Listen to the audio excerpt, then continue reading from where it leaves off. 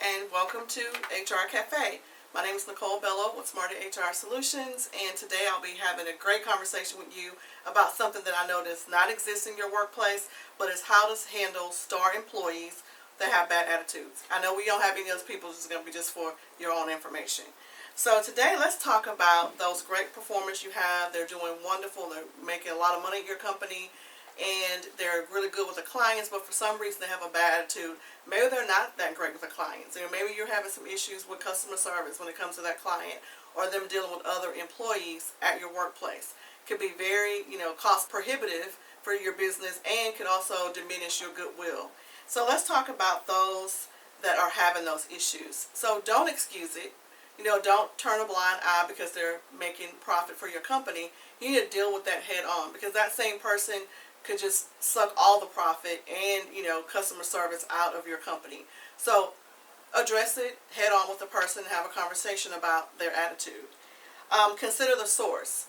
Maybe they have a manager that is not really, having a good verbal relationship with the person, or maybe they're not having a good rapport with each other. So consider the source. Sometimes, managers, like they say, people don't leave company, they leave managers. So you want to take a look and make sure that manager is not creating a situation that does not really exist, or blowing things out of proportion, or taking a negative look on it because how they feel about that person. So you want to make sure you do that. The last thing you want to do is address someone or talk to someone about what somebody else said if you don't verify how that information came to you, or to at least take a look and see if it's actually authentic information. So another thing is move on.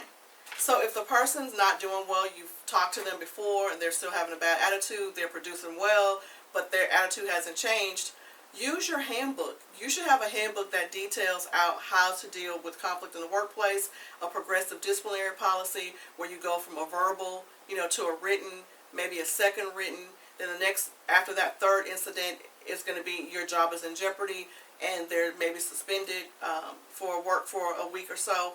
You want to make sure that you're progressively doing this for everyone, and not just doing it for people who are marginal or below performance, but you want to make sure you're doing the right thing across the board. So you want to send a message, yeah, we're great, we love the fact that you're bringing in all these clients, but it does not excuse you from company policy and procedures. So you want to make sure you process them out the right way, and just have them move on.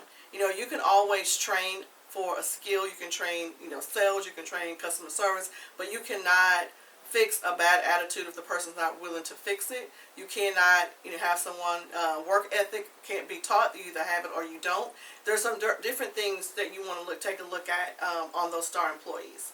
Offer your support. Sometimes we have no idea where some of this stuff is coming from. So if they've always been really good co-worker, always been really good with your clients, but all of a sudden they're starting to have what we consider to be a bad attitude or a negative attitude at work, you may want to pull them aside and take a look, because maybe they're having something's happening at home with their kids, or something's happening with their parents, or they're having some personal issues that they're dealing with. So you want to make sure you try to get down to the root of the situation, because if you don't have an EAP program, you might want to look for resources for this type of thing, so employees can get the help that they need, and you can retain the employees that are doing a great job. Okay.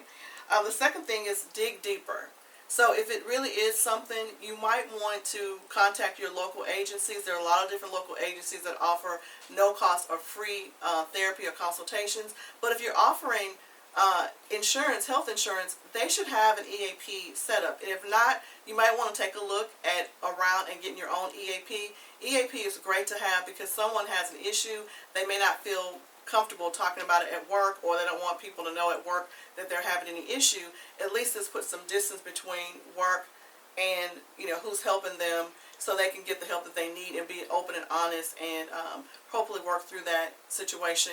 If you don't know somebody with that, you can contact us. We can definitely head you in the right direction on an EAP plan for your company. It's not that expensive. It's really not. The value that you get from that is far beyond what you actually pay. So that's something you want to think about, and that's also a benefit that you can offer to your employees. Also too, you want to make sure you prevent it. So the way to prevent it is, if first of all, be a role model. You want to actually show what you're asking people to do. But on top of all of that, coach people. Sometimes people don't know. They may not have had a manager that took that time with them, or they may have had a manager that exhibited those same type of skills and they picked, or attitude, they picked that up along the way. So you want to make sure that you can coach them. If they're uncoachable or they're not willing to be coached, move them on. Your business comes first. Yes, you might lose something in the near term, but you'll gain more productivity, more goodwill in your company, and more likability for your clients, for your company, by having the right people in the right place at the right time. So those are our things, our tips for the day, for this week. If you have that person, take a look at them. Involve yourself. Get involved. Find out what's going on. And if at the end of the day it's something that you can't coach or you can't fix, move on. Get somebody else. Protect your business. So I'm Nicole Bellow with Smart HR Solutions, and have a great day. Happy Hump Day.